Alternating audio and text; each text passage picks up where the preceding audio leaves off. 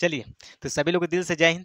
तो पिछले वीडियो में हम आपको बता दिए थे श्वसन और श्वसन तंत्र के बारे में बता दिए थे पूरा अच्छे से, उसमें आपको कोई डाउट नहीं होगा, ठीक है। तो आज का जो दूसरा लेक्चर है, आज हम समझेंगे श्वसन मार्ग क्या होता है। क्या पढ़ेंगे? श्वसन मार्ग। ध्यान से सभी लोग बोर्ड पे देखिए, श्वसन मार्ग। बताइए श्वसन मार्ग होता क्या है? श्वसन मार्ग होता क्या, बताइए। देखिए, जब हम सांस लेते हैं, तो सांस किस किस रास्ता से होकर के जाता है, किस किस रास्ता से होकर के जाता है, उसी रास्ता को बोलते हैं श्वसन मार्ग। क्या बोलते हैं? श्वसन मार्ग बोलते हैं। क्या बोलते हैं? श्वसन मार्ग। फिर से देखिए, जब हम सांस लेते हैं, वह सांस किस किस रास्ता से होकर के जाता है, उसका रास्ता क्या है, उसी सभी रास्ता को, पथ को क्या बोलते हैं? मार्ग को क्या बोलते हैं? श्वसन मार्ग। क्या बोलते हैं? श्वसन मार्ग। तो देखिए पहले समझिए कि हमारा श्वसन अंग क्या है। हम सांस कैसे लेते हैं? तो नाक से लेते हैं कि फेफड़ा से लेते हैं? तो हम सांस फेफड़ा से लेते हैं, ठीक है। आप लोग को लगता है कि हम सांस नाक से नहीं लेते हैं, नाक से नहीं लेते हैं, सांस हम फेफड़ा से लेते हैं। जो नाक होता है केवल रास्ता होता है, सांस को अंदर जाने के लिए केवल रास्ता होता है, एक नली जैसे होता है। फेफड़ा से बाहर एक नली झुला दिया गया है सांस को केवल खींचने के लिए नहीं, सांस का एक रास्ता होता है, सांस केवल जाता है। अगर हम नाक को बंद कर लेते हैं तो मुंह से भी सांस लेते हैं, देखिए मुंह से भी सांस ले लेते हैं, ठीक है। तो इसलिए नाक और जो मुंह होता है केवल रास्ता होता है सांस को अंदर जाने के लिए, लेकिन सांस हम लेते हैं किससे हैं? तो फेफड़ा से सांस लेते हैं, ठीक है। यहाँ तक किसी को दिक्कत है? देखिए, तो सबसे पहले सांस कहाँ जाता है? तो नाक में जाता है। कहाँ जाता है? नाक में जाता है। तो चलिए पहले हम इसको लिख देते हैं बोर्ड पे, उसके बाद हम अच्छे से आपको समझाएंगे। चलिए देखिए, तो सबसे पहले सांस कहाँ जाता है? तो नासा छिद्र जाता है। कहाँ? नासा छिद्र। आप टेंशन मत लीजिए, अभी हम पूरा डिटेल से कंप्लीट पढ़ाएंगे, ठीक है। नासा छिद्र, उसके बाद से कहाँ जाता है? नासा छिद्र के बाद कहाँ जाता है? तो आपका जाता है नासा कपाट। कहाँ जाता है? नासा कपाट जाता है। उसके बाद से कहाँ जाता है? तो ग्रसनी में जाता है। कहाँ जाता है? ग्रसनी में जाता है। ग्रसनी के बाद कहाँ जाता है? तो स्वर तंत्र में जाता है। स्वर तंत्र में जाता है। स्वर तंत्र के बाद सांस कहाँ जाता है? तो श्वास नली में जाता है। श्वास नली में। श्वास नली के बाद कहाँ जाता है? हम ऊपर लिख देते हैं। श्वास नली के बाद सांस कहाँ जाता है? तो श्वास नली के बाद आपका जाता है ब्रोनकाई। किस में जाता है? ब्रोनकाई में जाता है। ब्रोनकाई में जाता है। ब्रोनकाई के बाद सांस कहाँ जाता है? तो ब्रोनकियोलिस में जाता है। कहाँ जाता है? ब्रोनकियोलिस। कहाँ जाता है? ब्रोनकियोलिस में जाता है, ठीक। ब्रोनकियोलिस के बाद कहाँ जाता है? तो एल्वेली यानी वायु कोष्ठ। वायु कोष्ठ या कूपिका बोलते हैं इसको, कूपिका। कहाँ जाता है? कूपिका। इंग्लिश में एल्वेली बोलते हैं। क्या बोलते हैं? एल्वेली बोलते हैं, ठीक है। यहाँ तक किसी को दिक्कत है? ध्यान समझिए, अभी हम इसको एक एक करके अच्छे से समझाएंगे, आपको कोई डाउट नहीं रहेगा, ठीक है। कोई दिक्कत नहीं होगी। देखिए, सबसे पहले सांस कहाँ जाता है? तो नासा छिद्र। उसके बाद से कहाँ जाता है? नासा कपाट। उसके बाद से कहाँ जाता है? तो ग्रसनी में जाता है। उसके बाद से कहाँ जाता है? तो स्वर तंत्र में जाता है। उसके बाद कहाँ जाता है? श्वास नली में जाता है। उसके बाद ब्रोनकाई। उसके बाद ब्रोनकियोलिस। उसके बाद वायु कोष्ठक या कूपिका में जाता है, ठीक है। फेफड़ा में घुस जाता है, ठीक है। अब ध्यान से अब हम इसको एक एक करके समझा रहे हैं, पूरा आप अच्छे से समझिए, कोई टेंशन लेने की जरूरत नहीं है, कोई टेंशन लेने की जरूरत नहीं है। श्वसन मार्ग में कोई दिक्कत ही नहीं होगा, ठीक है। अब इसको हम एक एक करके समझते हैं, सभी लोग अच्छे से ध्यान से समझिए, ठीक है। देखिए नासा छिद्र क्या होता है? नासा छिद्र, देखिए नासा छिद्र का मतलब होता है कि हमारा नाक का छेद। नासा छिद्र का मतलब हमारा नाक का छेद। तो सबसे पहले सांस कहाँ जाता है? नासा छिद्र यानी नाक के छेद में जाता है। उसके बाद से कहाँ जाता है? तो नासा का पार्ट, ये है आपका नासा का पार्ट। देखिए, जो नासा छिद्र होता है, नाक के छेद में क्या होता है? देखिए, हमारे नाक में क्या होता है? हल्का हल्का छोटा छोटा बाल होता है। क्या होता है? बाल होता है, रोम होता है। वो बाल क्या करता है? तो जब हम सांस लेते हैं तो धूल कण को रोकने के यानी छानने का काम करता है। किसका काम करता है? धूल कण को अंदर जाने से रोकता है। कई लोग क्या करते हैं? इसको कैंची धोकर पूरा जड़िस काट लेते हैं। इसको नहीं काटना चाहिए। अगर जड़िस काट लेंगे तो आप सांस लेंगे तो क्या होता है? उसके साथ धूल कण यानी गर्दा जिसको बोलते हैं, क्या बोलते हैं? गाँव में क्या बोलते हैं? गर्दा। गर्दा बोलते हैं, ठीक ना। धूल कण, जो धूल कण होते हैं, गर्दा होता है, अंदर नाक में घुस जाएगा, ठीक है। नाक में घुस के फेफड़ा में जाएगा तो तेरे खल के बीमारी उपटेगा, ठीक ना। तो इसलिए नाक का बाल आपको नहीं काटना चाहिए, ठीक है। ये क्या करता है? तो धूल कण को रोक के रखता है, छानने का काम करता है। धूल कण को छानने का काम करता है, अंदर नहीं जाने देता, ठीक है। तो सांस सबसे पहले कहाँ जाता है? तो नासा छिद्र, नाक के छेद में जाता है, यहाँ जाता है। उसके बाद से कहाँ आता है? तो नासा कपाट। ये है आपका नासा कपाट। देखिए, ये दिखाई दे रहा है ना, ये इसी को बोलते हैं नासा कपाट। ये बहुत खतरनाक होता है, इस पर बहुत तेज चोट लगता है। देखिए, इस पे मारने पर झन झन करता है, बहुत तेज चोट लगता है, झनाक झनाक चोट लगता है इस पे, ठीक है। झनाक झनाक चोट लगता है। देखिए, इसी के अंदर, इसी नासा कपाट के अंदर होता है एक चिपचिपा पदार्थ जिसको म्यूकस बोलते हैं। क्या बोलते हैं? म्यूकस। ध्यान से समझिए, म्यूकस, कोई टेंशन मत लीजिए। म्यूकस होता है, चिपचिपा पदार्थ होता है। ये जो हमारा नासा का पार्ट है, नासा का पार्ट, इसी के अंदरवा क्या होता है? एक म्यूकस होता है, चिपचिपा पदार्थ होता है। यहाँ पे अगर विश्वास नहीं है तो नाकवा में इतना उंगली डाल के देखिए ना, एकदम यहाँ पे जब यहाँ तक पहुँचता है तो लिबिर लिबिर करता है, एकदम लिबिर ऐसे पूरा उंगली डाल के नाक में से पेच के देखेंगे ना यहाँ पे, तो लिबिर लिबिर करता है, चिप चिप लगता है। तो क्या करता है वो? देखिए, तो जो चिपचिपा पदार्थ होता है म्यूकस, वह क्या करता है? जो धूल कण होता है, धूल कण, अगर मान के चलिए अगर बाल अगर धूल कण को नहीं रोक पाता है, नहीं छान पाता है, तो धूल कण कहाँ चला जाएगा? यहाँ पे नासा का पार्ट पे, तो नासा का पार्ट पे जाता है तो जो चिपचिपा पदार्थ होता है, चिपचिपा पदार्थ म्यूकस, वो क्या करता है, उसको चिपका लेता है। क्या करता है, धूल कण को चिपका लेता है, धूल कण को चिपका लेता है, और वही धूल कण 2-3 दिन में सूख के नकटी बन जाता है, सूख के नकटी बन जाता है। और जब नकटी बन जाता है तो आदमी इसको एकदम क्या करता है, उसको पूरा खिखोर खिखोर उसको क्या करता है, एकदम खिखोर खिखोर पूरा बकोट के निकालता है। बकोट को ऐसे पूरा खिखोर के काच के एकदम बकायदे से निकालेगा। और ये नहीं है कि ये आराम से ये नकटी निकाल के आराम से फेंक दे ना, वो काहे के पहले आराम से पूरे पूरा खिखोर के निकालेगा, उसको मीस मीस के देखता है। नकटी जो निकालता है पहले मीस मीस के उसको खूब देखेगा तब फेंकता है। आप देखे भी होंगे, अगर आप ऐसा करते होंगे तो ऐसा नहीं करना चाहिए।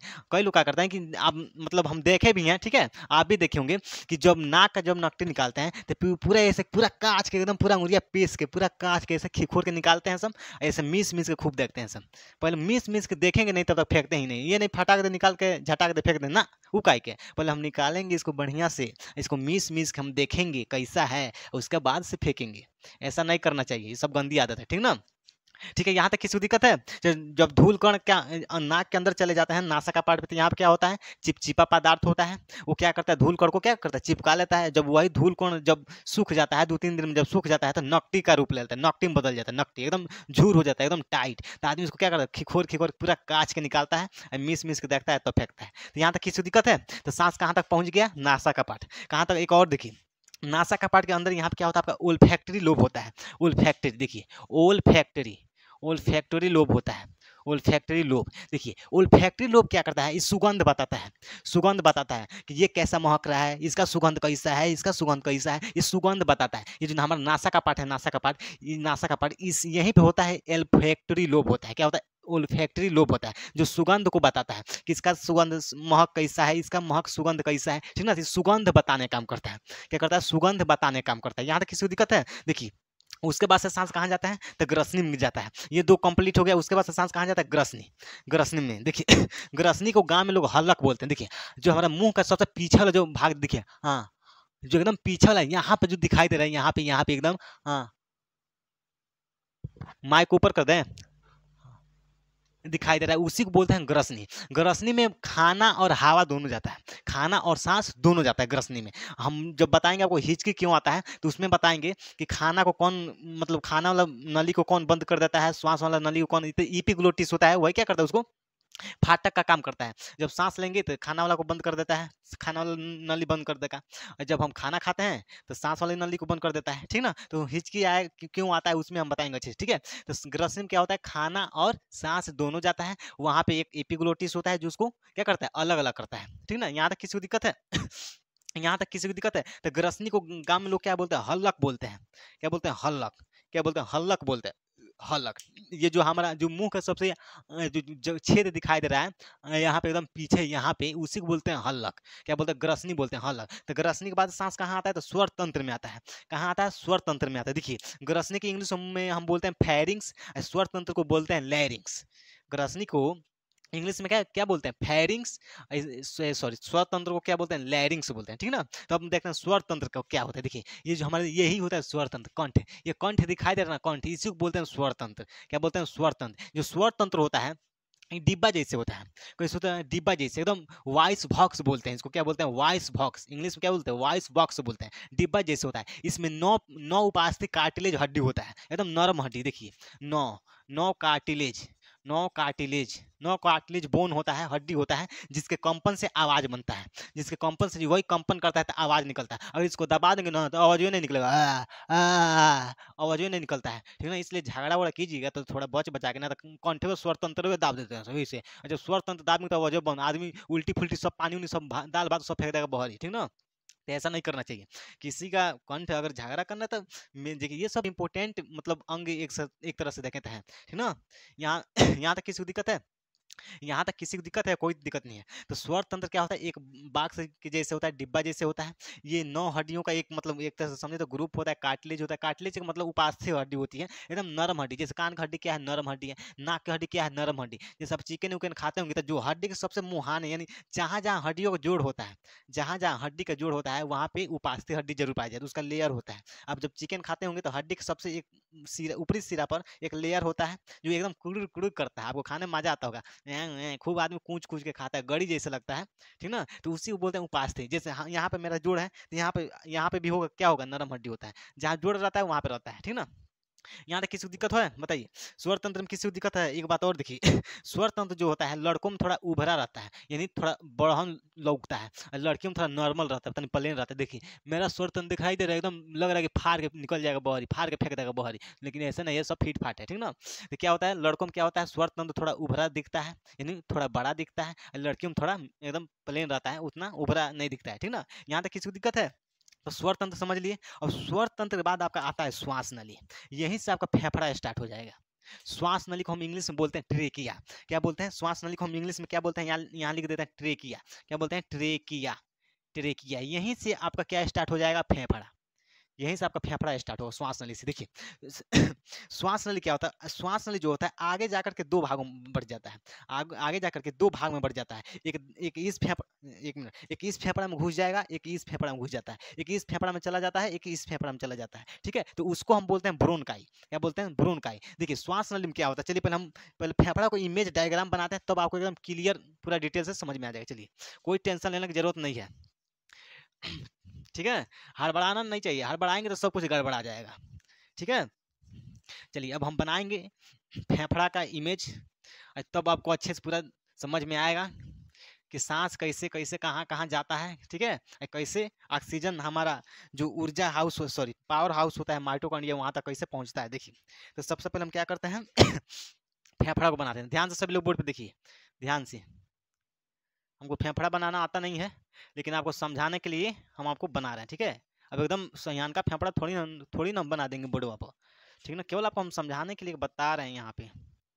चलिए देखिए, अब ध्यान से देखिए, ये मान के चलिए नाक है। क्या है? नाक है। नाक से सबसे पहले हम क्या करते हैं? नासा छिद्र है, नाक। नाक क्या है? नाक है। नासा छिद्र लिख देते हैं, मार्को रेवे नहीं चल रहा है, सब सेठ आ गया है। नासा छिद्र, नासा छिद्र, क्या है? नासा छिद्र। ये क्या है? आपका नासा छिद्र है। नासा छिद्र से सांस कहाँ जाता है? तो नासा का पार्ट, मान लीजिए नासा का पार्ट यहाँ होगा, ठीक। नासा का पार्ट के बाद कहाँ जाता है सांस? तो ग्रसनी में जाता है, यहाँ पे ग्रसनी, ग्रसनी हलक में जाता है। तो मान चलिए ये पॉइंट क्या है आपका? ग्रसनी है। ग्रसनी फेरिंग्स है, इसको हल्लक भी बोलते हैं गांव में, ठीक। ग्रसनी, ग्रसनी के बाद सांस सांस कहाँ आता है? तो आपका आता है स्वर तंत्र में, कंठ। मान लीजिए ये आपका क्या है? ये वाला पॉइंट क्या है? आपका स्वर तंत्र है। क्या है? स्वर तंत्र है। लैरिंग्स है। क्या बोलते हैं इंग्लिश में? लैरिंग्स बोलते हैं, लैरिंग्स बोलते हैं, ठीक है। उसके बाद स्वर तंत्र के बाद कहाँ सांस आता है? तो श्वास नली में आता है। ये क्या है आपका? श्वास नली। श्वास नली की जो लंबाई होती है 10 से 11 सेंटीमीटर लंबी होती है। यहाँ लिख लीजिए, श्वास नली की लंबाई कितनी होती है? 10 से 11 सेंटीमीटर लंबी होती है, लंबी होती है। श्वास नली 10 से 11 सेंटीमीटर क्या होती है? लंबी होती है। तो ये है आपका श्वास नली। श्वास नली, श्वास नली को हम इंग्लिश में ट्रेकिया बोलते हैं। क्या बोलते हैं? ट्रेकिया। क्या बोलते हैं? ट्रेकिया। देखिए श्वास नली में क्या होता है? श्वास नली में एक हाइलिन, श्वास नली में क्या होता है? एक हाइलिन का उपास्थि छल्ला होता है। क्या होता है? छल्ला। ये क्या करता है? देखिए इसमें क्या होता है? हाइलिन, हाइलिन होता है। ध्यान से समझिए, हाइलिन क्या होता है? ये एक कार्टिलेज का एक छल्ला होता है, एक तरह से समझे तो लेयर होता है। क्या होता है? लेयर। देखिए ये क्या है आपका? हाइलिन है। हाइलिन क्या है? हाइलिन, हाइलिन है, ठीक है। ये किसका होता है? तो उपास्थि होता है, कार्टिलेज होता है। क्या होता है? कार्टिलेज का होता है, कार्टिलेज। देखिए ये छल्ला जैसे होता है, छल्ला जैसे। ये क्या करता है? जो हाइलिन होता है एक लेयर होता है, श्वास नली के ऊपर क्या होता है? एक लेयर होता है। ये श्वास नली को चिपकने से बचाता है, श्वास नली को चिपकने से बचाता है। मान के चलिए हम सांस ले लिए, सांस ले लिए, तब पता चले कि श्वास नली चिपक जाएगा इसे, तो हम सांस छोड़ ही नहीं पाएंगे, इसलिए नहीं रह जाएगा, सांस ऐसे ले नहीं रह जाएंगे, ठीक ना। तो इसका होना भी जरूरी है। तो श्वास नली को चिपकने से कौन बचाता है? तो हाइलिन नामक एक क्या होता है? कार्टिलेज उपास्थि होता है, उसका एक छल्ला होता है। श्वास नली में क्या होता है? श्वास नली के ऊपर क्या होता है? एक छल्ला होता है जो चिपकने से बचाता है। श्वास नली को क्या करता है? चिपकने से बचाता है। यहाँ तक किसी को दिक्कत है बताइए? क्या होता है आपका? हाइलिन होता है, जिसको क्या बोलते हैं? उपास्थि बोलते हैं। ये क्या करता है? श्वास नली को चिपकने से बचाता है, एकदम पूरा तान के रखता है। श्वास नलिया को एकदम तान के रखता है, सटने नहीं, चिपकने नहीं देता है, चिपकने नहीं देता है। न तो श्वास नली चिपक जाएगा तो हम भी चिपक जाएंगे, इसे ऐसे सांस ले ही रह जाएंगे, सांस छोड़ ही नहीं पाएंगे, श्वास नली चिपक गया, ठीक ना। तो इसी को बोलते हैं हाइलिन या उपास्थि, ठीक है। यहाँ तक किसी को दिक्कत है? इसका एक छल्ला होता है, लेयर होता है। अब देखिए, अब यही जो श्वास नली है आगे जा करके दो भागों में बढ़ जाती है। कितने भागों में? दो भागों में। एक इस फेफड़ा में घुस जाएगी, एक इस फेफड़ा में घुस जाएगी, एक इस फेफड़ा में घुस जाएगी, एक इस फेफड़ा में घुस जाएगी। जब दो भागों में बढ़ जाती है तो उसको हम बोलते हैं ब्रोनकाई। क्या बोलते हैं? ब्रोनकाई। देखिए ध्यान से समझिए, अब हम इसको मिटा देते हैं ताकि चित्र बनाने में कोई दिक्कत ना हो। चलिए ध्यान से देखिए, ब्लैक मार्कर से बनाया है ना। चलिए यहाँ पर ध्यान से देखिए, मान के चलिए श्वास नली आगे जा करके कितने भागों में बढ़ जाती है, तो 2 भागों में बढ़ जाती है। कितने भागों में बढ़ जाती है, 2 भागों में बढ़ जाती है, ठीक ना। अगर थोड़ा सा डायग्राम थोड़ा गड़बड़ होगा तो इसके लिए सॉरी। अब ये नहीं किताबों जैसे एकदम नहीं बना पाएंगे हम, ठीक है। देखिए श्वास नली कितने भागों में बढ़ गई, श्वास नली की इंग्लिश में क्या कहते हैं, ट्रेकिया। तो ट्रेकिया आगे आगे जाकर के कितने भागों में बढ़ जाती है, तो 2 भागों में। एक इस फेफड़ा में घुस जाएगी, एक इस फेफड़ा में चली जाती है, एक इस फेफड़ा में चली जाती है, एक इस फेफड़ा में चली जाती है। तो उसको हम क्या बोलते हैं, ब्रोनकाई बोलते हैं। क्या बोलते हैं, ब्रोनकाई बोलते हैं, ब्रोनकाई बोलते हैं, ब्रोनकाई बोलते हैं। क्या बोलते हैं, ब्रोनकाई। यहाँ तक किसी को दिक्कत है, कोई दिक्कत नहीं होगा, एकदम एकदम अच्छे से समझ में आ जाएगा, ठीक ना। तो श्वास नली कितने भागों में बढ़ गई, 2 भागों में। जब 2 भागों में बढ़ जाती है तो उसको क्या बोलते हैं, तो ब्रोनकाई बोलते हैं। क्या बोलते हैं, ब्रोनकाई बोलते हैं। देखिए अब ब्रोनकाई से भी पतली पतली नली जैसा निकला रहता है, ब्रोनकाई से भी पतली पतली नली जैसा निकला रहता है, उसको हम बोलते हैं ब्रोनकियोलेस बोलते हैं। क्या बोलते हैं, ब्रोनकियोलेस। ध्यान से समझिए, ये तो आपका ब्रोनकाई हो गया। अब ब्रोनकाई से भी पतली पतली दाढ़ी, दाढ़ी जानते हैं, दाढ़ी, दाढ़ी मानी एक दाढ़ी में से कई गो दाढ़ी फेंकले रहता है। अब पेड़ देखेंगे, पेड़ उस एक दाढ़ी में से कई गो दाढ़ी फेंकले रहता है, ठीक ना। इसी तरह से क्या होता है, ये जो ब्रोनकाई होता है, ब्रोनकाई से भी पतली पतली नली जैसे निकला रहता है, दाढ़ी जैसे। देखिए पतली पतली नली जैसे निकला रहता है, इसको हम बोलते हैं ब्रोनकियोलेस बोलते हैं। क्या बोलते हैं, ब्रोनकियोलेस बोलते हैं। देखिए ये है आपका ब्रोनकियोलेस। क्या है, ब्रोनकियोलेस है, ब्रोनकियोलेस। क्या है, ब्रोनकियोलेस। हिंदी इंग्लिश लिख दीजिएगा जी, चलो आप देख लीजिएगा, उसका इंग्लिश लिख लीजिए, ठीक है ना। तो देखिए ध्यान समझिए, श्वास नली कितने भागों में बढ़ गई, 2 भागों में। तो उसको क्या बोलते हैं, ब्रोनकाई। ब्रोनकाई भी क्या होती है, उससे भी पतली पतली नली जैसे संरचना निकली जाती है, उसको हम क्या बोलते हैं, तो ब्रोनकियोलेस बोलते हैं। क्या बोलते हैं, ब्रोनकियोलेस बोलते हैं। तो आपका ये सब क्या है, ये सब क्या है, ब्रोनकियोलेस है। ये क्या है आपका, ब्रोनकियोलेस है। क्या है, ब्रोनकियोलेस है। यहाँ तक किसी को दिक्कत है, यहाँ तक कोई दिक्कत है, कोनो दिक्कत नहीं है, ठीक है। अब देखिए, अब ध्यान से दिमाग लगा के समझिए, जो ब्रोनकियोलेस होता है, ब्रोनकियोलेस के आगवा यानी अगले सिरे पर गुच्छा जैसा गोल संरचना होती है, गुच्छा जैसा गोल संरचना होती है। देखिए ये जो ब्रोनकियोलेस है, ब्रोनकियोलेस, इसके आगे कैसी संरचना होती है, गोल। इसको हम दूसरे मार्कर से बनाते हैं, तब आपको अच्छे से समझ में आए। देखिए ये किसको, देखिए ये गोल गुच्छा जैसे जो संरचनाएं दिखाई दे रही हैं, ये इसको हम क्या बोलते हैं, वायु कोष्ठक बोलते हैं। मरकरी में नहीं चल रहा है एक भी। क्या बोलते हैं इसको, वायु कोष्ठ बोलते हैं। क्या बोलते हैं, वायु कोष्ठ बोलते हैं, या कूपिका बोलते हैं, या एलवेली बोलते हैं इंग्लिश में, ठीक ना। देखिए ये क्या है आपका, मार्कर नहीं चल रहा है, रुकिए हम चेंज कर लेते हैं ताकि आपको अच्छे से समझ में आ जाए। देखिए ये सब क्या है आपका, सब वायु कोष्ठ है। क्या होता है, वायु कोष्ठ होता है। देखिए इसी को हम कोपिका भी बोलते हैं। क्या बोलते हैं, कोपिका। देखिए अब एक बार और ध्यान से समझ लीजिए, आपको क्लियर हो जाएगा। देखिए तो श्वास नली आगे जाकर के कितने भागों में बढ़ जाती है, तो 2 भागों में, एगो इस फेफड़ा में, एगो इस फेफड़ा में, एगो इस फेफड़ा में, एगो इस फेफड़ा में, ठीक। तो उसको हम क्या बोलते हैं, ब्रोनकाई बोलते हैं। जब 2 भागों में बढ़ जाती है उसको क्या बोलते हैं, ब्रोनकाई। ब्रोनकाई से भी पतली पतली नली जैसा संरचना कई गो निकला रहता है, कई गो नली जैसा निकला रहता है, तो उसको बोलते हैं ब्रोनकियोलेस बोलते हैं। देखिए ये है आपका, ये सब क्या है आपका, ये सब क्या है, पतली पतली नली क्या है, ब्रोनकियोलेस है। क्या है, ब्रोनकियोलेस, ठीक। ब्रोनकियोलेस के आगे यानी अगले सिरे पे गोल गुच्छा जैसा संरचना होती है, गोल गुच्छा जैसा संरचना होती है, उसको हम क्या बोलते हैं, उसको हम बोलते हैं एलवेली। क्या बोलते हैं, एलवेली बोलते हैं, या हिंदी में वायु कोष्ठक बोलते हैं, वायु कोष्ठ बोलते हैं, वायु कोष्ठ बोलते हैं। मार्कर नहीं चल रहा है, वायु कोष्ठ बोलते हैं, ठीक। या कूपिका भी बोलते हैं। क्या बोलते हैं, कूपिका, कूपिका। इंग्लिश में क्या बोलते हैं, एलवेली बोलते हैं, एलवेली। क्या बोलते हैं, एलवेली बोलते हैं। यहाँ तो कोनो दिक्कत है, यहाँ तक कोई दिक्कत है तो ऑक्सीजन श्वास नली से आया, श्वास नली से ब्रोनकाई में चला गया, ब्रोनकाई से ब्रोनकियोलस में चला गया, ब्रोनकियोलस से वायु कोष्ठ में घुस गया, ब्रोनकियोलस से वायु कोष्ठ में घुस गया। श्वास नली कहाँ से, नासा छिद्र, नासा कपाट, ग्रसनी, स्वर तंत्र, श्वास नली, ब्रोनकाई, ब्रोनकियोलस, उसके बाद एलवेली, एलवेली आ गया, ठीक ना। यहाँ तो कोई दिक्कत नहीं है, यहाँ तो कोई दिक्कत नहीं। देखिए अब देखिए जो वायु कोष्ठ होता है, वायु कोष्ठ, इसमें छोटे छोटे छिद्र होते हैं। क्या होते हैं, छोटे छोटे छिद्र होते हैं। ये गैसों का विनिमय करता है, गैसों का विनिमय करता है। क्या करता है, गैसों का विनिमय करता है, ठीक है। अब एक और बात और समझिए, देखिए जो फेफड़ा होता है, फेफड़ा हल्का गुलाबी रंग का होता है। कैसा होता है, हल्का गुलाबी रंग का होता है।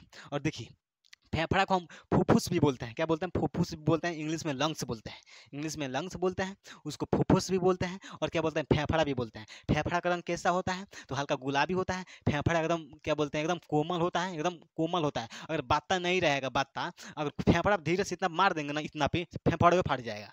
इतना कोमल होता है फेफड़ा कि अगर फेफड़ा भी इतना पर मार देंगे तो फेफड़े में फट जाएगा। लेकिन उसके लिए भगवान क्या बना दिए, कवच बना दिया है। क्या बना दिया, कवच, बात्ता। अगर बात्ता पर अगर फेफड़ा, अगर बात्ता जो हमारा बात्ता है कवच का काम करता है, सुरक्षा देता है, कितनों मारिए फेफड़ा पे चोटें नहीं लगेगा, फेफड़ा पे चोटें नहीं लगेगा, ठीक ना। ठीक ना, यहाँ तक किसी को दिक्कत है? यहाँ तक किसी को दिक्कत है बताइए? यहाँ तक किसी को दिक्कत है? तो ऑक्सीजन लास्ट तक कहाँ आता है? तो आपका एल्वियल यानी कोशिका में आता है। कहाँ आता है? कोशिका में। अब आप बताइए, जो कोशिका होता है, देखिए वयस्क, देखिए वयस्क वयस्क लोगों में, वयस्क लोगों में 15 करोड़ संख्या होती है कोशिका की। 15 करोड़ यानी मान चलिए 18 से 19 20 24 25 साल के जितने भी मतलब इंसान हैं, लोग हैं, मर्दाना है या मतलब जो कुछ भी, 15 करोड़ क्या होते हैं? वायु कोष्ठ होते हैं। क्या होता है? कोशिका होते हैं। वही जो नवजात शिशु होता है, जो नवजात शिशु होता है, छोटा बच्चा, उन सबों में क्या होता है? 2 करोड़ होता है। इसकी संख्या कितनी होती है? 2 करोड़। 2 करोड़ कोशिका की संख्या होती है। 2 करोड़ कोशिका की संख्या होती है। 2 करोड़। हम लोगों में 15 करोड़। हम लोगों में 15 करोड़। यहाँ तक किसी को दिक्कत है? देखिए, तो हवा ऑक्सीजन कहाँ तक आता है? सांस कहाँ तक आता है? तो अलवेली तक आता है। अब ये आप बताइए, अब तो वायु कोश तक कोशिका, तब कोशिका तक तो सांस आ गया, ऑक्सीजन आ गया, ठीक। अब कोशिका से लेकर जाएगा कौन? कोशिका में, क्योंकि ऑक्सीजन का मेन काम है कोशिका में, ग्लूकोज को तोड़ेगा, एनर्जी बनेगा, CO2 गैस बनेगा। तो आखिर वायु कोश से यानी कोशिका से ऑक्सीजन को लेकर जाता कौन है बताइए? ऑक्सीजनवा को लग जाता कौन है? कोशिका यानी सेल तक कौन पहुंचाता है? तो आपका होता है ब्लड। ब्लड कहाँ आता है? तो आता है आपका फेफड़ा में। ब्लड कहाँ आता है? तो आता है फेफड़ा में। फेफड़ा में क्या करता है? ऑक्सीजनवा को सोख लेता है, ऑक्सीजनवा को खींच लेता है। कहता है ऑक्सीजन, ये ऑक्सीजन आओ आओ, हम तुमको ले चलते हैं नदिया के पार, हम तुमको नदिया के पार ले चलेंगे, आओ जल्दी से आओ। तो क्या करता है? जो ऑक्सीजन, जो ब्लड होता है, ऑक्सीजन को क्या करता है? खींच लेता है, ऑक्सीजन को सोख लेता है, चूस लेता है, ऑक्सीजन को सोख लेता है, चूस लेता है। कहाँ लग जाता है? तो ब्लड में लग, सॉरी कहाँ लग जाता है? तो कोशिका में लग जाता है। कहाँ लग जाता है? पूरा हमारे कोशिका में बांट देता है। पूरा कोशिका में क्या करता है? ब्लड क्या करता है? ब्लड में क्या होता है? तब हीमोग्लोबिन होता है। क्या होता है? हीमोग्लोबिन। तो जो हीमोग्लोबिन होता है वो वही क्या करता है? ऑक्सीजन को पूरा क्या करता है? चूस लेता है, सोख लेता है, और वहाँ से ऑक्सीजन को लेकर के कहाँ लग चला जाता है? तो ब्लड में लग चला, सॉरी कोशिका में लग चला जाता है। कहाँ लग चला जाता है? कोशिका में लग चला जाता है, ठीक है। तो वायु कोश से, कोशिका से ऑक्सीजन को कौन लेकर जाता है? तो ब्लड में क्या होता है? तो हीमोग्लोबिन होता है। इसको हम किससे दिखाते हैं? HB से दिखाते हैं। किससे दिखाते हैं? HB से दिखाते हैं। यहाँ तक किसी को दिक्कत है? यहाँ तक किसी को दिक्कत है? अगर क्वेश्चन पूछेगा कि कोशिका से यानी कोशिका से ऑक्सीजन को कोशिका तक कौन पहुंचाता है? तो ब्लड में क्या होता है? तो हीमोग्लोबिन पहुंचाता है। कौन पहुंचाता है? हीमोग्लोबिन पहुंचाता है। इसी को बोलते हैं रक्त का शुद्धिकरण। यहाँ रक्त का क्या होता है? शुद्धिकरण होता है। जब ब्लड में ऑक्सीजन मिल जाता है तो ब्लड क्या हो जाता है? शुद्ध हो जाता है। क्या होता है? शुद्ध हो जाता है, ठीक ना। यहाँ तक किसी को दिक्कत है? तो क्वेश्चन में पूछता है कि ब्लड को शुद्ध कौन करता है? तो कई लोग मार देते हैं किडनी। किडनी ब्लड को शुद्ध नहीं करता है। फेफड़ा क्या करता है? ब्लड को शुद्ध करता है। फेफड़ा ब्लड को शुद्ध करता है, क्योंकि जब ब्लड में ऑक्सीजन मिल गया तो ब्लड शुद्ध हो गया। जब ब्लड में ऑक्सीजन मिल गया तो ब्लड शुद्ध हो गया। ब्लड में क्या होता है? हीमोग्लोबिन। तो कहाँ लग जाता है ऑक्सीजन को? तो कोशिका में ले जाकर को किसको देता है? तो माइटोकांड्रिया में क्रेब्स चक्र चलता है, वहाँ ऊर्जा का निर्माण होता है, CO2 गैस बनता है। तो जब CO2 गैस बनता है तो फिर से उसको क्या करता है? ब्लड हीमोग्लोबिन क्या करता है? वापस लिया करके कोशिका में छोड़ देता है। वापस लिया करके CO2 गैस को कोशिका में छोड़ देता है। और जब हम सांस बाहरी फेंकते हैं, बाहरी छोड़ते हैं, तब CO2 गैस बाहरी फेंक देता है। CO2 गैस बाहरी फेंक दिए। जब सांस छोड़ते हैं, देखिए ऑक्सीजन गया, ग्लूकोज को तोड़ता है, ग्लूकोज को तोड़ेगा, ऊर्जा बनेगा, उसमें कुछ निकलेगा, ठीक, CO2 गैस बनेगा। तो CO2 गैस को वापस कौन लाता है? तो ब्लड ही लाता है। जब वापस आता है ऑक्सीजन को लेने, तो कहता है आओ आओ तुमको ले चल रहे हैं, फिर से वापस कर देते हैं, चलो तुम्हारा कोई काम नहीं है। तो क्या करता है? आराम से CO2 को क्या करता है? उठा के यहाँ से लाएगा पूरा बकोट के, बकोट को लिया कर फेफड़ा में छोड़ देगा। किस में छोड़ देगा? इसी वायु कोष्ठ में, कोशिका में फेंक देगा। कहता है तुम जाओ, अब जाओ जाओ तुम जाओ, उड़ जाओ, आकाश में चले जाओ। तो जब हम सांस छोड़ते हैं, एक सांस छोड़ते हैं, तो CO2 फेंक देते हैं बाहरी, CO2 फेंक देते हैं बाहरी। यहाँ तक किसी को दिक्कत है? कोई दिक्कत नहीं। देखिए यहाँ तक बहुत हो गया। देखिए अब हम देखते हैं, अब हम क्या करते हैं कि फेफाड़वा को हम कपड़ा पहना देते हैं। फेफाड़वा अभी उघारे है, फेफाड़वा क्या है? अभी उघारे है। हम इसको क्या करते हैं? कपड़ा पहना देंगे, तब ना लगेगा कि हाँ फेफड़ा है, तब ना देखने में लगेगा हाँ फेफड़ा जैसे दिखाई दे रहा है। ऐसा लग रहा है फेफड़ा है, लग रहा है जी फेफड़ा का आंतरिक संरचना है। पूरा हम फेफाड़वा को फाड़ के पूरा खोल के आपको समझा रहे हैं, ठीक ना। और फेफाड़वा को हम क्या कर देते हैं? इसको कपड़ा पहना देते हैं एकदम। अच्छा, आज खूब अच्छे से कपड़ा उपड़ा पहना देते हैं, तब ना एकदम वेल मेंटेन लगेगा। चलिए अब इसको हम कपड़ा पहनाते हैं, इस सब हम टका देते हैं, इस सब हम क्या करते हैं? मटका देते हैं। चलिए ये सब मिटा दिए। चलिए अब हम कपड़ा पहनाते हैं, इसको एकदम दूल्हा बना देंगे, सजा करके क्या बना देंगे? फेफड़ा को दूल्हा बना देंगे। फेफड़ा को सजा करके क्या बना देंगे? दूल्हा बना देंगे। देखिए अब आपका फेफड़ा दूल्हा बनने जा रहा है। देखिए देखिए ध्यान से देखिए, जब हम फेफड़ा को कपड़ा पहना देते हैं, क्या पहना देते हैं? कपड़ा, तो ये बन गया आपका फेफड़ा। गलती हो गई का जी, थोड़ा देखिएगा, गड़बड़ हो जाएगा तो उसके लिए माफ़ कर दीजिएगा, ठीक ना। अब आपका बन गया फेफड़ा। क्या बन गया? फेफड़ा। देखिए अब कितना अच्छा लग रहा है दिखने में। अब देखने में अच्छा लग रहा है कि नहीं लग रहा है? यही का हो गया जी, टूट गया का तरवा, बच गया। अब देखने में ठीक ठाक लग रहा है, अब लग रहा है हाँ अब फेफड़ा है। पहले पहले उघारे था, पहले फेफड़ा उघारे था, अब इसको कपड़ा उपड़ा पहना दिए, एकदम बढ़िया से दूल्हा बना दिए सजा के, तब एकदम ठीक ठाक लग रहा है, ठीक ना। देखिए अब इसको ठंडा टाइम में एक और ही कपड़ा पहना देते हैं, चलिए इसको एक और हम कपड़ा पहना देते हैं, ब्लेजर। दूल्हा साहब को हम क्या करते हैं? ब्लेजर पहना देते हैं। पहले आपको क्या पहने थे? शॉर्ट पहने थे, क्या बोलते हैं? शॉर्ट। जब शॉर्ट पहन के जाएंगे शादी कराने तो मार देगा, ठंडा उलट जाएंगे वहीं पे, ठीक ना। तो इसको हम क्या करते हैं? एक और कपड़ा ब्लेजर पहना देते हैं। जब ऊपर से ब्लेजर पहना देंगे तो मतलब जब ऊपर से ब्लेजर पहना देंगे तो उसी को बोलते हैं प्लूरा मेम्ब्रेन। यानी फेफड़ा किस मेम्ब्रेन से? आवरण से ढकी रहती है, तो प्लूरल मेम्ब्रेन से। किससे? प्लूरा मेम्ब्रेन से। एक झिल्ली होती है, उसी झिल्ली में क्या होती है? फेफड़ा हमारा बंद रहती है। उसी झिल्ली में क्या रहती है? फेफड़वा बंद रहता है। उस झिल्लिया को क्या बोलते हैं? तो प्लूरा मेम्ब्रेन बोलते हैं। ये है आपका झिल्ली। ये क्या है? झिल्ली। जो हम दोहरा रहे हैं ये वाला, ये क्या है? आपका झिल्ली है। क्या है? फेफड़ा का झिल्ली है। इसको बोलते हैं आवरण। क्या बोलते हैं? आवरण बोलते हैं, प्लूरा मेम्ब्रेन। देखिए यहाँ लिख देते हैं, लिख देते हैं प्लूरा मेम्ब्रेन। मेम्ब्रेन का मतलब होता है झिल्ली, ठीक है। तो जब हम दुल्हा बाबू को जब फेफड़ा को हम एक और जैकेट ब्लेजर पहना देंगे तो ब्लेजर किसका काम करता है? झिल्ली का काम करता है। किसका काम करता है? झिल्ली का काम करता है। उस झिल्ली को क्या बोलते हैं? तो बोलते हैं प्लूरल मेम्ब्रेन बोलते हैं। क्या बोलते हैं? Pleural membrane. देखिए जो आपका दायां फेफड़ा होता है थोड़ा सा चौड़ा होता है, थोड़ा सा क्या होता है? चौड़ा होता है, हल्का सा बड़ा होता है। थोड़ा जैसे मान लीजिए दायां फेफड़ा आपको हल्का सा चौड़ा दिख रहा है जी, हल्का सा ऐसे समझिए कि जो दायां वाला जो फेफड़ा होता है इधर इस साइड वाला दायां, इसका क्या होता है? थोड़ा सा चौड़ा होता है, थोड़ा सा बड़ा होता है, ठीक ना। अब एकदम अब ये नहीं कि इतना बड़ा छोट बड़ नहीं होता है, मतलब हल्का सा रहता है, ठीक है। यहाँ तक किसी को दिक्कत है? इसको फेफड़ा को हम क्या बोलते हैं? फुसफुस भी बोलते हैं। अब बताइए, देखिए फेफड़ों के नीचे एगो एगो एथी रहता है, इसको हम बोलते हैं डायफ्राम। ये क्या है? डायफ्राम। फेफड़ों के नीचे क्या रहता है? डायफ्राम रहता है। डायफ्राम सबसे महत्वपूर्ण भूमिका यही निभाता है, डायफ्रामा। ये डायफ्रामा होता है संयोजी ऊतक का बना होता है। किसका बना होता है? डायफ्राम किसका बना होता है? संयोजी ऊतक का बना होता है। गुबंदकार होता है संयोजी ऊतक। यहाँ लिख देते हैं संयोजी ऊतक। संयोजी ऊतक जब हम टिश्यू पढ़ाएंगे तो वहाँ बताएंगे तो संयोजी ऊतक क्या होता है। देखिए जो फेफड़ा के नीचे क्या होता है? डायफ्राम होता है। फेफड़ा के नीचे क्या होता है? डायफ्राम होता है। यहाँ पे, यहाँ से लेकर के पंजरी से लेकर के यहाँ तक ऐसे रहता है, ऐसे रहता है, ऐसे। वो क्या बोलते हैं? उसको डायफ्राम बोलते हैं। देखिए ये डायफ्राम का मेन काम होता है सांस को छोड़ने का काम करता है। जब हम सांस छोड़ते हैं तो 75% भूमिका निभाता है। कितना? 75% भूमिका निभाता है डायफ्राम सांस छोड़ने में। जैसे मान चलिए सांस ले लिए, सांस ले लिए और सांस छोड़ रहे हैं, सांस छोड़ दिए, तो यही जो डायफ्रामा होता है सांसों को ढकेलता है। भाग ऊपर भाग, फेंक जल्दी फेंक, मुंह में से जल्दी फेंक। तो कौन कौन ढकेलता है? तो यही डायफ्राम। डायफ्राम क्या करता है? सांस को छोड़ने में मदद करता है। कितना परसेंट? 75% मदद करता है। अगर हम सांस ले लेते हैं तो क्या करता है? फेफड़ा को हल्का से ढकेलता है। जब सांस को ऐसे क्या करता है? ढकेलता है, नीचे से झटका मारता है तो हम सांस फक दे बहरी फेंक देते हैं, ठीक ना। तो सांस छोड़ने में भूमिका सबसे महत्वपूर्ण भूमिका कौन निभाता है? तो डायफ्राम। डायफ्राम की वजह से हम सांस बहरी छोड़ते हैं। डायफ्राम की वजह से ही हम सांस बहरी छोड़ते हैं। तो आप कभी कभी सुने होंगे कि जब एक्सीडेंट होता है तो उसका ना हाथ टूटा है, ना पैर टूटा है, ना कपार फटा है, तभी आदमी मर जाता है। तभी आदमी मर जाता है। क्यों? क्योंकि उसका डायफ्राम टूट जाता है। जब डायफ्राम टूट गया तो मरना फिक्स है। जब डायफ्राम टूट जाएगा तो मरना फिक्स है, निश्चित है, ठीक ना। तो इसलिए थोड़ा आप गाड़ी वाड़ी थोड़ा धीरे चलाइएगा, ठीक ना। यहाँ तक किसी को दिक्कत है? बताइए यहाँ तक किसी को दिक्कत है? देखिए यही डायफ्राम जो गर्भवती महिलाएं होती हैं उनके जिनका पेट में बच्चा रहता है उनका पेट आगे निकल जाता है, पेट आगे निकल जाता है, तो उस समय डायफ्राम उनका काम नहीं करता है। सांस छोड़ने में भूमिका नहीं निभाते हैं, काम नहीं करता, सांस छोड़ने में मदद नहीं करता है। उस समय मदद करता है ये रिब्स, पसली। ये जो पसली है बात्ता मदद करता है। क्या मदद करता है? बात्ता।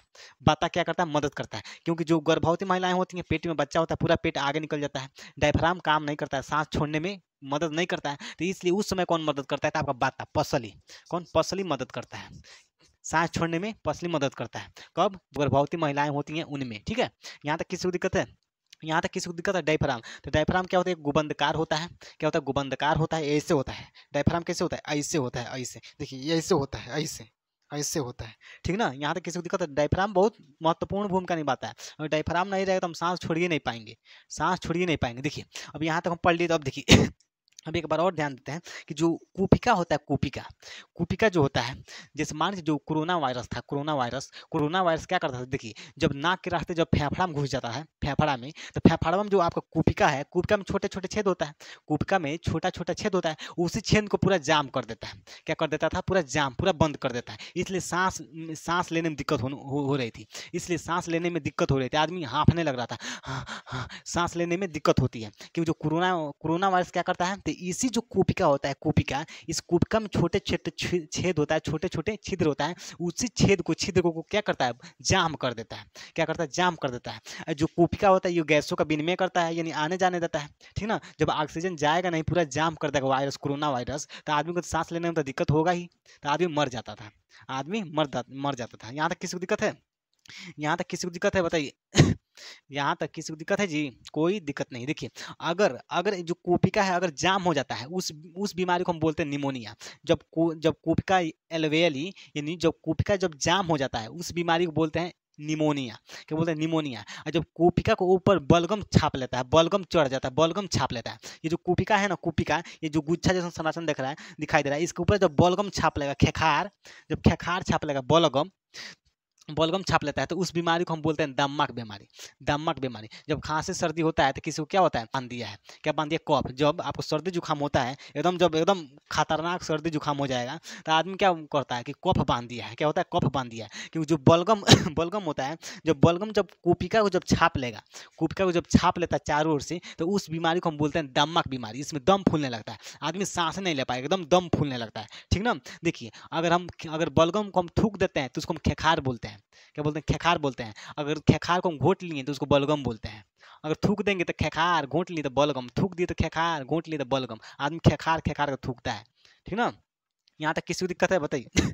यहाँ तक किसी को दिक्कत है? तो जब अगर बलगम क्या करता है, कुपिका के ऊपर छाप लेता है, पूरा उसको जाम कर देता है, पूरा छाप लेता है बलगम, खेखार, तो उसको हम बोलते हैं दम्मक बीमारी बोलते हैं। क्या बोलते हैं? दम्मक बीमारी। अगर ये जो टीबी का जो वायरस होता है, टीबी बीमारी जो होती है, क्षय रोग, जिसको क्या बोलते हैं? क्षय रोग, टीबी बीमारी जो होती है, उसमें क्या होता है कि जो वायरस होता है, टीबी का वायरस, ये जो कुपिका होता है, कुपिका को एकदम खदरा खदरा के खा जाता है, कुपिका को खदरा खदरा के उसमें छेद कर देता है, बकोट बकोट के खाने लगता है सब। जो वायरसवा होता है, टीबिया वाला, टीबी बीमारी वाला, जो कुपिका होता है, फेफड़ा वाला जो कुपिका है, ये क्या है आपका? कुपिका। इसमें छोटे छोटे छेद होता है, इसको पूरा खदरा खदरा करके एकदम खोद खोद के इसको बिकोट बिकोट के खा खा के उसमें छेद कर देता है। कुपिका में फाड़ देगा, जो कुपिका होता है उसी को फाड़ देता है, उसी में छेद कर देता है, तो उस बीमारी को बोलते हैं टीबी की बीमारी। क्या बोलते हैं? टीबी की बीमारी। अगर जब एलवीएली में, यानी कुपिका में जब छेद हो जाता है, कुपिका आपका फाट जाता है, तो उस बीमारी को क्या बोलते हैं? टीबी की बीमारी बोलते हैं। क्या बोलते हैं? टीबी की बीमारी। तो जितने भी टीबी के मरीज होते हैं, ये कुपिका जो होता है, कुपिका उसमें क्या होता है? छेद हो जाता है। क्या हो जाता है? छेद हो जाता है, फाट जाता है। जो उसका वायरस होता है एकदम पूरा बकोट बकोट के खा के छेद कर देता है उसी में, ठीक ना। तो इस बीमारी को क्या बोलते हैं? टीबी की बीमारी बोलते हैं। अगर कुपिका जाम हो गया तो उस बीमारी को निमोनिया बोलते हैं, निमोनिया। अगर कोपिका को अगर बलगम अगर छाप लेता है, बलगम खेखार छाप लेता है, तो उस बीमारी को बोलते हैं दम्मक बीमारी। अगर कुपिका छेद हो गया, कुपिका में छेद हो गया, तो उस बीमारी को बोलते हैं टीबी की बीमारी। क्या बोलते हैं? टीबी की बीमारी। यहाँ तक किसी को दिक्कत है? यहाँ तक किसी को दिक्कत है? बताइए। यहाँ तक किसी को दिक्कत है? अब आप बताइए कि देखिए, अब आप बताइए कि 1 मिनट में हम कितना बार सांस लेते हैं? 1 मिनट में हम कितना बार सांस लेते हैं? तो देखिए, एक वयस्क आदमी, यानी हम जो मतलब जवान आदमी होता है, वह 1 मिनट में 14 से 18 बार सांस लेता है, 14 से 18 बार सांस लेता है, ठीक ना। और हम जो बच्चा होता है, छोटे बच्चे वो 14 से 30 बार सांस लेते हैं। देखिए, हम लोग कितना सांस लेते हैं? 14 से 18 बार। कितना बार? 18 बार। छोटे बच्चे कितना लेते हैं? तो 14 से 30 बार। 14 से 30 यानी इसके बीच में सांस लेते हैं, 14 से 30 के अंदर मतलब बीच में सांस लेते हैं। बताइए, क्योंकि छोटे बच्चों में क्या होता है? अभी फेफड़ा एकदम नया नया रहता है, एकदम ताजा रहता है, एकदम छोटे होता है फेफड़ा। जब बच्चे छोटे हैं तो फेफड़ा भी छोटा रहेगा, धका धक एकदम सांस लेते रहते हैं। 30 बार एकदम धका धक सांस लेते हैं, 1 मिनट में 14 या 30 बार सांस लेते हैं। और हम लोग फेफड़ा बड़ा है, और वही में तेरे को खल की बीमारी है। जो बूढ़े लोग हैं, बुजुर्ग लोग, उसमें तो और ही कम, इसका स्पीड कम हो जाता है, वो बहुत कम हो जाता है। तो हम लोग आदमी क्या होता है कि 14 से 18 बार सांस लेते हैं। हम लोग फेफड़ा बड़ा होता है, आराम आराम से लेते हैं, आराम आराम से छोड़ते हैं, ठीक ना। और छोटे बच्चों का फेफड़ा छोटा होता है, एकदम धका धक एकदम लेते रहते हैं, ठीक ना। तो बच्चे 1 मिनट में 14 से 18 बार सांस लेते हैं, हम लोग 14 से 30 बार है, हम लोग 14 से 18 बार सांस लेते हैं। यहाँ तक कोई दिक्कत है? यहाँ तक कोई दिक्कत है? कोई दिक्कत नहीं। देखिए, जब सांस आदमी लेता है, सांस लेने में जो बीमारी होती है, सांस लेने में जो बीमारी होती है, वो मरीज देखिए आईसीयू में भर्ती होता है। कहाँ भर्ती होता है? आईसीयू में। अब आईसीयू में कौन भर्ती होता है? जो जिसका एकदम अंतिम कगार चलता है, यानी बहुत कम चांस होता है बचने की, उसको आईसीयू में भर्ती किया जाता है। किसमें? आईसीयू में। ये आईसीयू में क्या होता है, जो सांसों को खींच भी नहीं पाता है, जो खींच भी नहीं पाता है तो उसको आईसीयू में भर्ती किया जाता है। आईसीयू में क्या होता है? वेंटिलेटर मशीन होता है। क्या होता है? आईसीयू में क्या रहता है? वेंटिलेटर मशीन होता है जो ऑक्सीजन को छोड़ता है।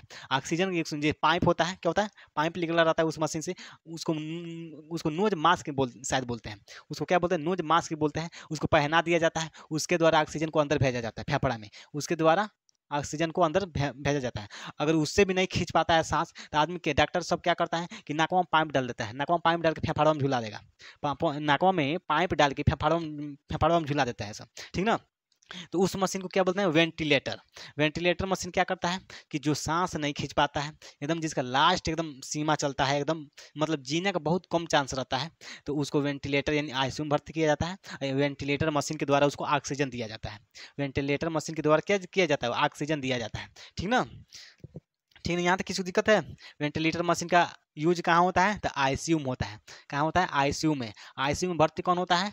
जो इसका मरने जीने का चांस, बचने का चांस बहुत कम रहता है, जो सांस तक भी नहीं खींच पाता है, पूरा एकदम ऐसे, ठीक ना। यहाँ तक किसी यहाँ तक किसी को दिक्कत है? बताइए, यहाँ तक किसी को दिक्कत है? अब आप बताइए कि हम एक बार में कितना सांस ले सकते हैं, एक बार में हम कितना सांस ले सकते हैं, इसका भी एक कैपेसिटी होगी। हमारे फेफड़ा का भी एक कैपेसिटी होगा कि हम फेफड़ा एक बार में कितना सांस खींच सकता है। तो 500 ml, कितना? 500 ml। देखिए 500 ml हम एक बार में सांस लेते हैं, कितना? 500 ml। कितना? 500 ml हम एक बार में सांस खींच सकते हैं। जैसे मान लीजिए जो आधा लीटर वाला जो बॉटल आता है, बॉटल आधा लीटर वाला, उसमें जितना सांस यानी ऑक्सीजन आता है उतना हम एक बार में सांस ले सकते हैं, ठीक ना। 500 ml, ठीक ना। जो आर्मी सब होता है, आर्मी सब में जो आपका सीना छाती नापा जाता है, छाती, उसमें ये छाती की चौड़ाई नहीं नापा जाता है, उसका जो फेफड़ा होता है, फेफड़ा का कैपेसिटी नापा जाता है कि वो एक बार में मतलब कितना सांस ले सकता है, कितना सांस को खींच सकता है उसका फेफड़ा। 500 ml या 600 ml उसको देखा जाता है। अगर कम होता है तो उसको और प्रैक्टिस कराया जाता है, उसका कोई तरीका होगा, कोई नियम होगा, ठीक ना। यहाँ तक किसी को दिक्कत है? बताइए, यहाँ तक किसी को दिक्कत है? तो हम एक बार में कितना सांस खींच सकते हैं? तो 500 ml। 500 ml जो आधा लीटर बॉटल होता है उसमें जितना हवा ऑक्सीजन नहीं, हवा हटेगा सांस, उतना हम एक बार में ले सकते हैं, ठीक है। यहाँ तक किसी को दिक्कत है? बताइए, यहाँ तक किसी को दिक्कत है? देखिए यहाँ तक कोई दिक्कत नहीं है, ठीक है।